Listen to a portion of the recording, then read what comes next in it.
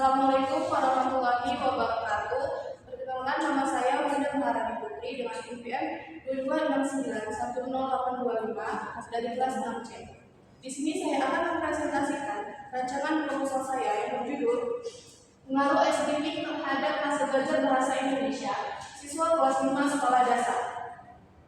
Adapun latar belakangnya, pendidikan bertujuan mengembangkan potensi peserta didik melalui proses belajar yang efektif. Guru berperan penting menciptakan suasana belajar yang menyenangkan agar peserta didik aktif dan hasil belajar optimal. Salah satu cara yang digunakan adalah dengan melakukan SDK, yaitu kegiatan ringan untuk mencairkan suasana dan meningkatkan konsentrasi. SDK dapat membantu meningkatkan semangat belajar dan pencapaian hasil belajar peserta didik. Rumusan masalah pada penelitian ini yaitu apakah terdapat pengaruh SDK terhadap hasil belajar bahasa Indonesia siswa kelas 5 sekolah dasar. Selanjutnya, tujuan penelitian untuk mengetahui pengaruh SDK terhadap hasil belajar bahasa Indonesia siswa kelas 5 sekolah dasar. Adapun bab 2 yaitu kajian teori. Yang pertama, SDK. SDK adalah suatu kegiatan yang dilakukan untuk membalikkan suasana kejenuhan dan keheningan menjadi lebih semangat lagi.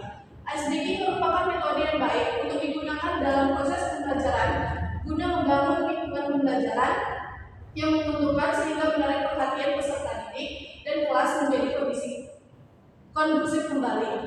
Menurut pendapat Pujakin tahun 2022 halaman 31, SDK adalah sebuah metode yang diterapkan di dalam kelas untuk mengatasi suasana yang membosankan, mengantuk, tegang, serta kurang fokus sehingga berubah menjadi lebih hidup, ceria, dan menyenangkan. Selanjutnya, tujuan SDK. Lavendry dalam Iskandar et al. Tahun 2023 halaman 71, tujuan SDK antara lain yang pertama yaitu terciptanya suasana yang akrab, yang kedua cair dan menyenangkan sehingga terjadi proses keterlibatan atau interaksi multi arah dalam pembelajaran, yaitu interaksi antara guru atau fasilitator dengan peserta didik dengan peserta didik lainnya dengan sumber belajar. Selanjutnya, manfaat SDK. Yang pertama itu melatih siswa berpikir kreatif dan luas. Yang kedua, mengembangkan dan mengoptimalkan otak dan kreativitas. Yang ketiga, melatih siswa berinteraksi dengan kelompok dan bekerja sama dalam satu tim. Yang keempat, melatih berpikir sistematis dan kreatif untuk memecahkan masalah. Yang kelima, melatih menentukan strategi secara matang. Yang keenam, melatih kreativitas dalam bahan yang terbatas. Dan yang ketujuh yaitu melatih konsentrasi, berani bertindak dan tidak takut salah. Selanjutnya, jenis-jenis SDK. Yang pertama itu ada yel-yel, yang kedua tepuk tangan, yang ketiga nyanyian atau lagu, yang keempat gerak badan, yang kelima humor, yang keenam permainan, dan yang ketujuh yaitu cerita atau dongeng. Selanjutnya, kajian teori yang kedua yaitu hasil belajar. Hasil belajar merupakan suatu yang dapat diukur untuk menilai kemampuan peserta didik dengan mengungkapkan tercapai atau tidaknya tujuan pelajaran.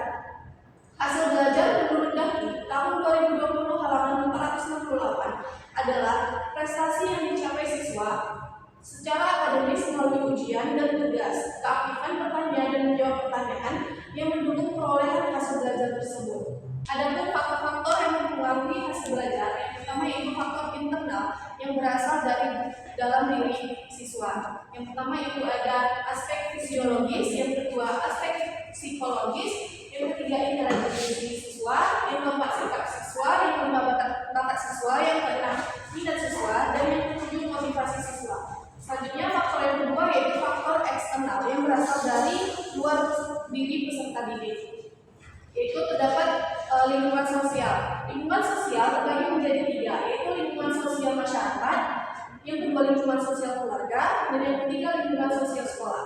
Selanjutnya faktor eksternal yang kedua yaitu lingkungan non sosial. Lingkungan non sosial terbagi menjadi 5, yaitu gedung sekolah, rumah tempat tinggal, alat-alat belajar, keadaan cuaca, dan waktu yang digunakan siswa.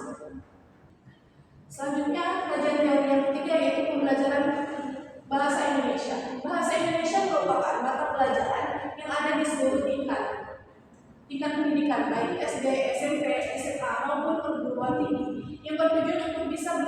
terkomunikasi dengan baik.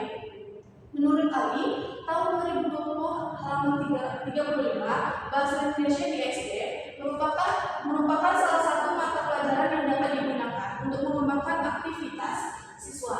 Pembelajaran bahasa Indonesia di sekolah dasar dibagi menjadi 2 tingkatan, yaitu kelas rendah dan kelas tinggi. Pembelajaran di kelas rendah memiliki ciri khas tersendiri. Ciri khas tersebut juga tampak jelas pada materi yang diajarkan di kelas rendah. Selanjutnya, metodologi penelitian. Yang pertama, jenis penelitian. Jenis penelitian yang dilakukan pada penelitian ini yaitu kuantitatif yang menggunakan teknik untuk penelitian pra-eksperimental dengan desain one group, pre-test, post-test. Desain digunakan dalam penelitian eksperimental ini. Yang kedua yaitu lokasi dan waktu penelitian. Lokasi penelitian ini dilakukan di SD Negeri 23 Pekanbaru, Jalan Rokan, nomor 74 dan 20, Kecamatan 50, Kota Pekanbaru. Yang ketiga, populasi dan sampel. Populasi dan sampel dalam penelitian ini adalah siswa kelas 5 sekolah dasar Negeri 23 Pekanbaru. Dan yang keempat, teknik pengumpulan data. Teknik pengumpulan data pada penelitian ini terdapat observasi, wawancara, dan tes. Dan yang kelima yaitu teknik analisis data, terdapat analisis deskriptif dan uji hipotesis. Terima kasih. Itulah tadi pemaparan rancangan proposal dari saya. Selanjutnya saya meminta saran dan masukan kepada teman-teman saya. Kepada Saudara Putri dipersilakan. Assalamualaikum warahmatullahi wabarakatuh. Perkenalkan, nama saya Saudara Putri. Di sini saya akan memberikan saran dan kritik mengenai rancangan penelitian Winda Maharani Putri, yaitu PPT-nya sudah bagus dan sudah cukup baik untuk kata dan kanan kirinya, akan tetapi terdapat pemborosan kata dalam PPT-nya. Terima kasih. Assalamualaikum warahmatullahi wabarakatuh. Terima kasih kepada Saudara Putri. Selanjutnya pada Riri dan Yati dipersilakan. Assalamualaikum warahmatullahi wabarakatuh. Saya Riri Daniati ingin memberikan sedikit saran kepada rancangan proposal Winda di bagian rumusan masalah. Menurut saya sebaiknya kata tanya apakah diganti dengan bagaimana untuk mengetahui nanti. Kalau bagaimana itu kita nanti bisa mengetahui bagaimana proses ice breaking berpengaruh terhadap hasil belajar. Begitu. Sekian, terima kasih. Wassalamualaikum warahmatullahi wabarakatuh. Terima kasih kepada Riri dan Yati. Selanjutnya kepada Rizka Febriati dipersilakan.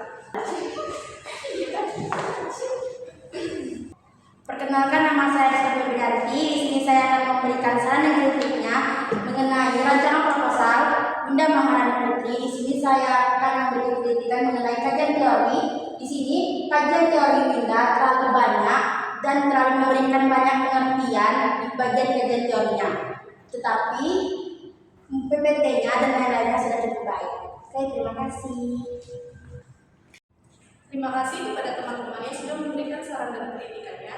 Untuk itu, saran dan kritikan teman-teman akan menjadikan bahan evaluasi untuk saya ke depannya dalam membuat rancangan proposal saya. Terima kasih. Wassalamualaikum warahmatullahi wabarakatuh.